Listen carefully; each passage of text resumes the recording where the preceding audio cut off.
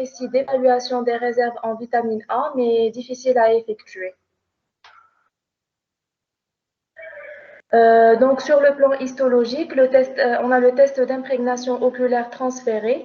C'est un examen de la morphologie des cellules épithéliales de la surface conjonctivale qui permet d'évaluer la différenciation des cellules induites par la vitamine A et la biopsie hépatique, qui est une méthode de référence mais éthiquement inacceptable.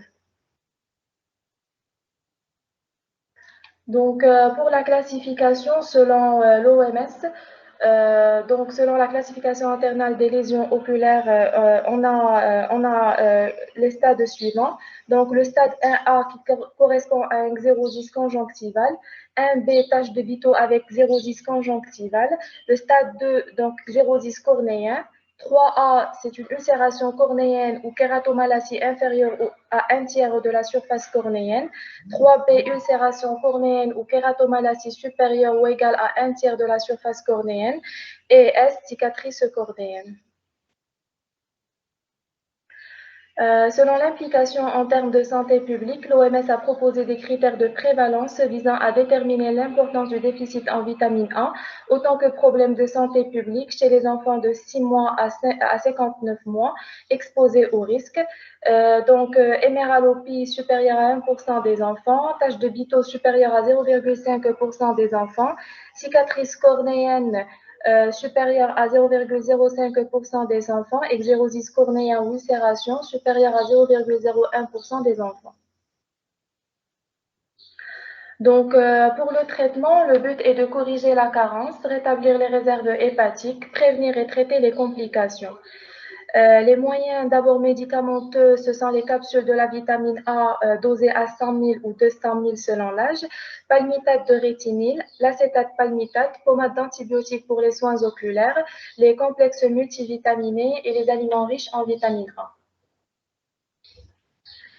Donc, pour les indications, en cas de xérophthalmie, donc la xérophthalmie, c'est une urgence médicale comportant un risque élevé de destruction cornéenne et de cécité et ou de septicémie et de mort. Dans ce cas, on va administrer 110 mg de palmitate de rétinol ou 66 mg d'acétate rétinyle dès que le diagnostic est posé. Le traitement se fait de préférence par voie orale selon le schéma suivant. Pour les moins de 6 mois, on va administrer 50 000 unités internationales de vitamine A. Pour les 6 à 12 mois, ça sera 100 000. Et pour les plus de 12 mois, c'est 200 000 unités. Donc, on va donner cette dose le premier jour, puis le lendemain, puis 2 semaines après la première dose. Donc, les soins oculaires, si la cornée est lésée, il faut appliquer toutes les 8 heures un antibiotique à large spectre en pommade afin de réduire le risque de surinfection. En cas de surinfection, traitement local et général afin de préserver l'intégrité structurale de l'œil contre les pressions excessives et changement de pansement dans l'intervalle des soins.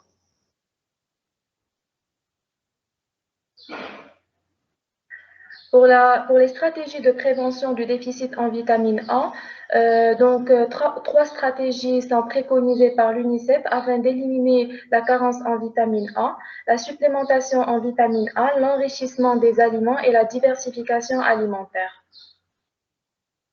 Pour ce qui est de la supplémentation en vitamine A, l'OMS a préconisé d'administrer 100 000 unités une fois tous les 6 mois pour les enfants de 6 à 11 mois et 200 000 unités tous les 6 mois pour les enfants de 12 à 59 mois. L'enrichissement, donc le deuxième point dans la stratégie de prévention du déficit en vitamine A est l'enrichissement des aliments en vitamine A. L'enrichissement des aliments, aussi appelé fortification alimentaire, désigne l'adjonction de micronutriments aux aliments transformés. Cet enrichissement se fait après avoir vérifié si les aliments consommés par la population sont riches en vitamine A et identifié les aliments consommés par la grande partie de la population. Véhicule de la vitamine A dans les farines boulangères, les sucres, les huiles. Cet enrichissement ne modifie pas le goût, la couleur et caractéristiques de cuisson. Et dernièrement, c'est la diversification alimentaire, donc promotion de l'allaitement maternel, la promotion des bonnes pratiques de diversification alimentaire, l'amélioration de la disponibilité des aliments riches en vitamine A et la lutte contre les maladies infectieuses. Pour le cas du Sénégal, le gouvernement a lancé depuis 2010 un programme de renforcement et fortification des aliments pour toucher toute la population. Cet enrichissement en micronutriments porte sur deux aliments, l'huile et farine boulangère. Le Sénégal a mis en place une campagne biannuelle de supplémentation en vitamine A, ce qui a permis d'atteindre plus de 90% des enfants de moins de 5 ans. En guise de conclusion, on dira